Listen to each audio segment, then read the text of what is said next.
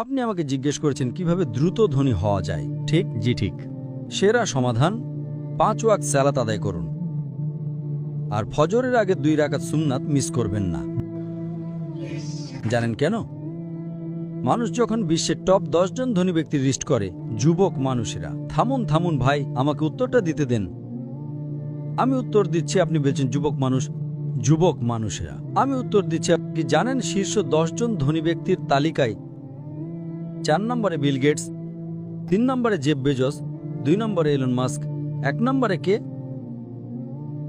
একজন মুসলিম যে ফজরের সালাত এবং সুন্নাত আদায় করে, সে এদের চেয়েও ধনী।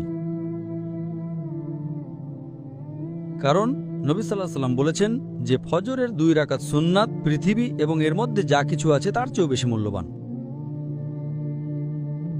মানুষ এসে বলে, আমি 4 ওয়াক্ত পড়ি, ফজর সালাত মিস করি। আমি বললাম, কেন? আমি সকালে উঠতে পারি না। অন্য সব সালাত সময় মতো পড়ি, ফজর আমি উঠতে পারি না। তো আমি তাকে বললাম, আপনি তো একজন ব্যবসায়ী, ধরুন আমি আপনাকে বললাম কাল সকাল ভোরে 5টায় একটা ব্যবসার ডিল আছে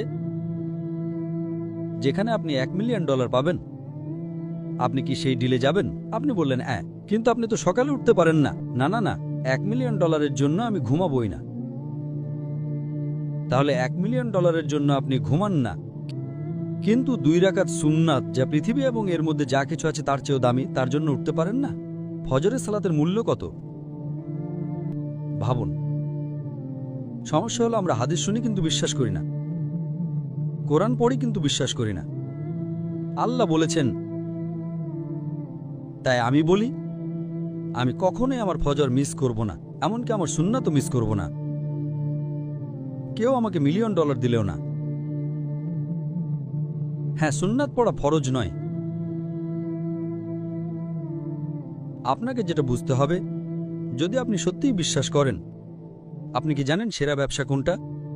আল্লাহ সূরা বাকারা 2 নম্বর অধ্যায়ে 261 নম্বর আয়াতে বলেছেন, যদি আল্লাহর পথে একটা শস্যদানা দান করেন, আল্লাহ আপনাকে 7টা শীষ দেবেন এবং প্রতিটাতে 100টি করে দানা থাকবে। তার মানে একটা দানা 700 গুণ হয়ে যায়।